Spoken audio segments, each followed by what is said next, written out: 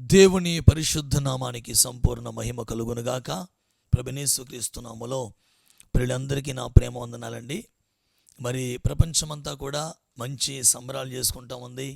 ఎందుకంటే క్రీస్తు నేడు పుట్టెను హల్లెలూయా అంటూ, హ్యాపీ క్రిస్మస్ అంటూ చాలా సంతోషంగా మరి సంబరాలు జరుపుకుంటూ ఉన్నది. నేను అంటాను, యేసుక్రీస్తు నేడు పుట్టాడు అనే దానికంటే యేసుక్రీస్తు శరీరధారిగా ఈ లోకానికి వచ్చాడు. స్తోత్రం కలుగునుగాక. తరతరాల్లో యుగయుగాల్లో ఉన్న గొప్ప దేవుడు, మహిమ కలిగిన దేవుడు, సర్వాధికారము కలిగిన దేవుడు, ఆది అంతమునై ఉన్న దేవుడు శరీరధారిగా ఈ లోకానికి వచ్చాడు. యేసుక్రీస్తు శరీరధారిగా ఈ లోకానికి ఎందుకు వచ్చారు? ఒక మతాన్ని స్థాపించడానికి రాలేదు. ఒక ప్రాంతానికో, ఒక వర్గానికో, ఒక దేశానికో, ఒక పేటకి మాత్రమే సంబంధించిన వాడు యేసయ్య కానే కాదు. యేసుక్రీస్తు ఈ లోకానికి ఎందుకు వచ్చాడయ్యా అంటే, యోహాను రాసిన మొదటి పత్రిక 3వ అధ్యాయము 5వ వచనాన్ని మనం చదవగలిగితే, యోహాను రాసిన మొదటి పత్రిక 3వ అధ్యాయము 5వ వచనాన్ని మనం చదవగలిగితే, యేసుక్రీస్తు ఎందుకు వచ్చారంటే పాపములను తీసివేయడానికి యేసుక్రీస్తు వారు ఈ లోకమునకు వచ్చిన గొప్ప రక్షకుడై ఉన్నాడు. స్తోత్రం కలుగునుగాక. మతం స్థాపించడానికి రాలేదు. మానవుడు పాపములో పుట్టి, పాపములో పెరిగి, పాపములో మరణించి తద్వారా కలుగుతున్న నిత్య నరక పాశానికి మానవుడు దిగిపోతూ ఉండగా, ఆయన స్వరూపములో ఆయన పోలికలు నిర్మించబడిన మానవుడు నరకానికి పోతూ ఉంటే ప్రేమగల దేవుడు చూడలేక శరీరధారిగా ఈ లోకానికి వచ్చి ఆయనే మన పాప శిక్షణ యావత్తు భరించి మన పాపముల కొరకు ఆయనే బలైపోయి మన పాపములను తీసివేయడానికి యేసుక్రీస్తు ఈ లోకానికి వచ్చాడు. స్తోత్రం కలుగునుగాక. ప్రియులారా, ఏ పాపములు మానవుల్లోంచి ఎందుకు తీసివేయబడాలని అంటే, పాపము మానవుని జీవితానికి భయంకరమైన 7 నష్టాలు కలగజేస్తుందండి. పాపము మానవుని జీవితంలో భయంకరమైన 7 నష్టాలు కలగజేస్తుంది. ఇప్పుడు పాపాలు తీసేస్తే ఆ నష్టాలు కూడా పోతాయి. ఈ విషయాలు మీకు జ్ఞాపకం చేస్తాను, త్వరగా మీకు జ్ఞాపకం చేస్తాను. మొట్టమొదటిగా మనం చూస్తాం ప్రియులారా, ఆది కాండము 3వ అధ్యాయము 23-24 వచనాలు, యెషయా గ్రంథము 59వ అధ్యాయము 2వ వచనం.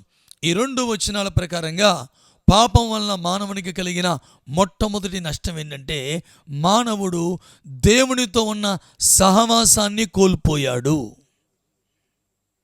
పాపం వలన మానవుడు దేవునితో ఉన్న సహవాసాన్ని కోల్పోతే, యేసుక్రీస్తు వారు ఈ లోకానికి శరీరధారిగా వచ్చి మానవునిలో ఉన్న పాపాన్ని తీసి దేవునితో కోల్పోయిన సహవాసాన్ని మరలా యేసుక్రీస్తు వారు దేవునితో మనల్ని సమాధానపరిచి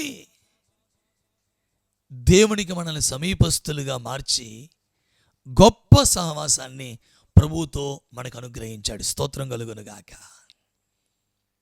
2వ నష్టాన్ని మీకు జ్ఞాపకం చేస్తాను. అంటే లాంగ్ లెంత్ ఈ వీడియో అవ్వకూడదని నేను త్వరగానే మీకు మెయిన్ ప్రాముఖ్యమైన విషయాలు జ్ఞాపకం చేస్తాను.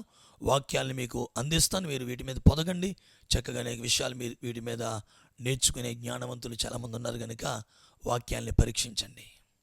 రెండవదిగా ప్రియులారా, సామెతల గ్రంథం 14వ అధ్యాయం 34వ వచనాన్ని చదివితే, సామెతల గ్రంథం 14వ అధ్యాయం 34వ వచనం చదివితే, పాపం వలన మానవుడు తన జీవితంలో గొప్ప విలువను కోల్పోయాడు, అవమానాన్ని పొందుతున్నాడు. పాపం చేస్తే మానవుడికి విలువ ఉండదండి. త్రాగుబోతుడికి కనీసం తన బిడ్డల దగ్గరైనా విలువ ఉంటుందా? చూడండి, త్రాగుతూ తిరుగుతూ ఉంటే చిన్న చిన్న పిల్లలు ఏమన్నా అసహించుకుంటారు, అవమానకరంగా మాట్లాడతారు. ఒక అక్రమ సంబంధంలో బ్రతుకుతుంటే సమాజంలో నీకు విలువ ఎలా ఉంటుంది? కనుక ఇప్పుడు నువ్వు విలువను కోల్పోయావు, అవమానాన్ని పొందుతున్నావు. యేసుక్రీస్తు వచ్చి నీలో ఉన్న పాపాన్ని తీసేస్తే నీలో ఉన్న అవమానం కూడా తొలగిపోయి విలువ లేని నీ జీవితానికి ప్రభు గొప్ప విలువను కలగజేసేవాడై ఉన్నాడు. స్తోత్రం కలుగునుగాక. పాపములో ఉంటే నీ జీవితానికి అవమానం, కానీ పాపములు నీలో నుంచి తీసివేయబడితే ఎక్కడ నీ తల దించబడిందో, ఎక్కడ అవమానపరచబడ్డావో అక్కడే ప్రభువు నీ తల పైకెత్తి నిన్ను ఘనపరిచే దేవుడై ఉన్నాడు. స్తోత్రం కలుగునుగాక.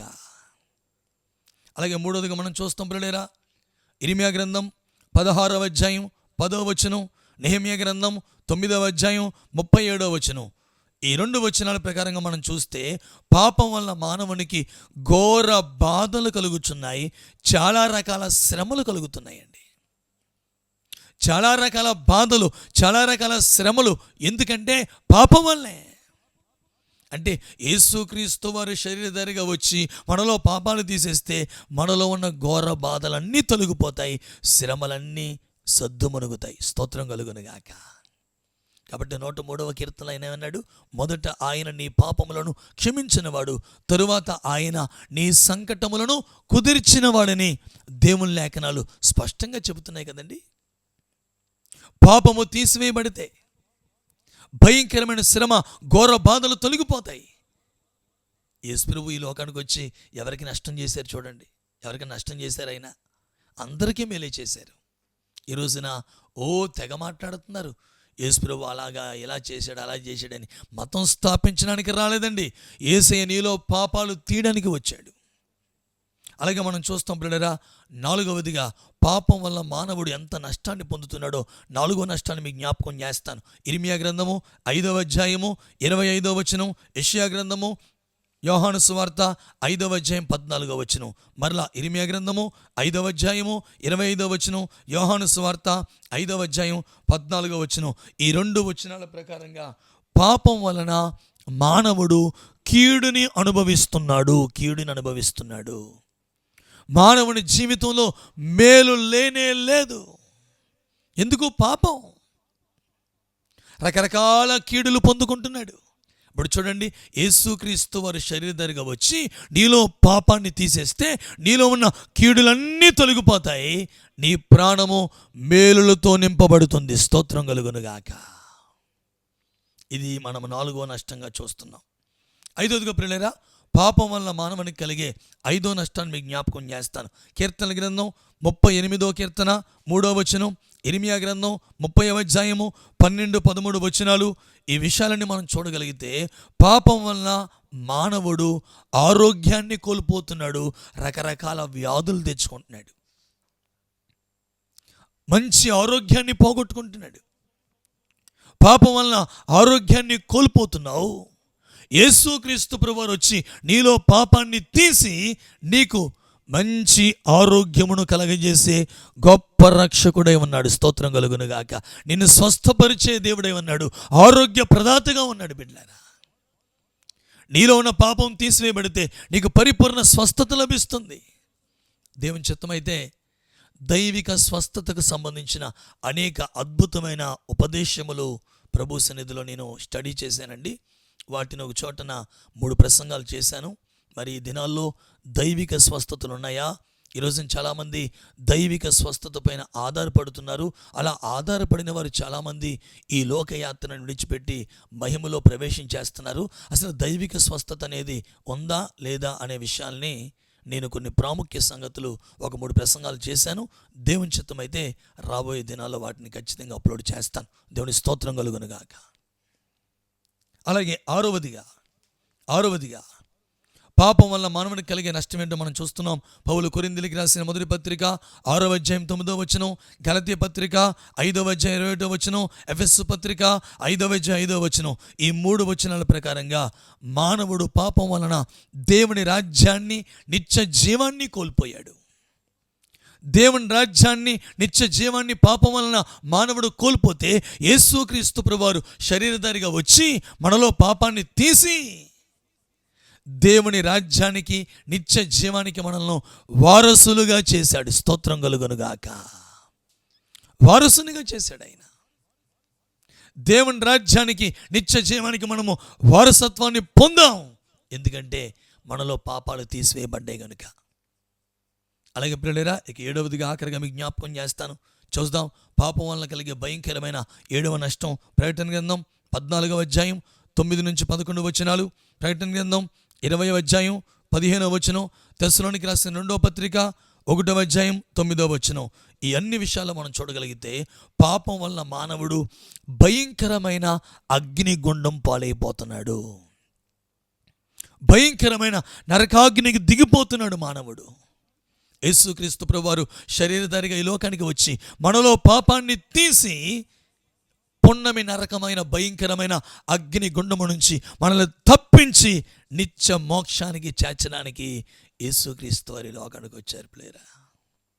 కాబట్టి మన కొరకు మరణించాడు ఆయన, మన కొరకు ప్రాణము పెట్టినంతగా తగ్గించుకున్నాడండి. మతం స్థాపించడానికి రాలేదు బిడ్డ.